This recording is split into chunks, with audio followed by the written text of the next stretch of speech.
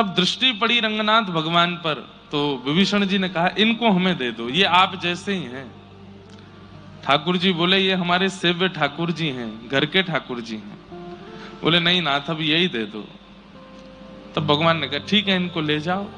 रंगनाथ भगवान को लेकर के जैसे विभीषण दक्षिण लंका में जा रहा था, किसी समय कावेरी मैया को भगवान ने वरदान दिया था कि हम गंगा के तट पर विराज गए, यमुना के तट पर विराज गए, सरजू जी के तट पे आ गए। कावेरी ने कहा मेरे तट पर कब आओगे? तब भगवान ने कहा एक समय आएगा हम तुम्हारे तट पर आएंगे।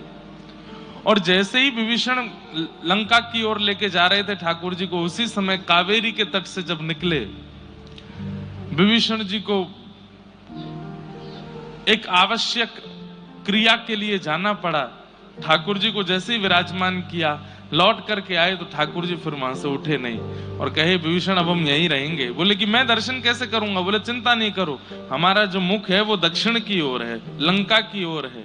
जब जब तुम अपने लंका में अपने अंतःपुर से दर्शन करोगे तो हमारे शिखर का दर्शन हुआ करेगा। इसलिए दक्षिण भारत में सबसे ऊंचा गौपुरम जो है वो श्री रंगनाथ भगवान का है।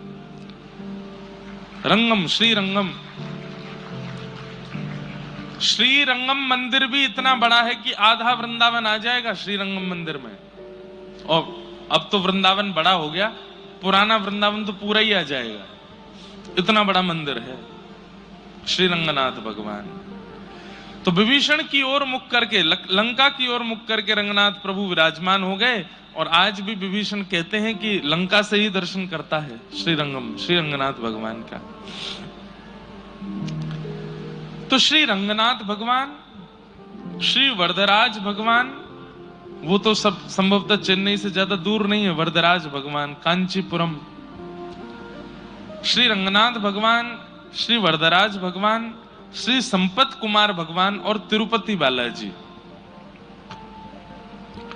तिरुपति बालाजी लोग बाग कहने लगे, परंतु वास्तव में उनका मूल नाम तो वेंकटेश भगवान है। भूदेवी, श्रीदेवी, पद्मावती, तिरुपति, इसलिए उन्हें तिरुपति कहा गया। तो इन चारों से रामानुज स्वामी जी के चार संबंध हैं।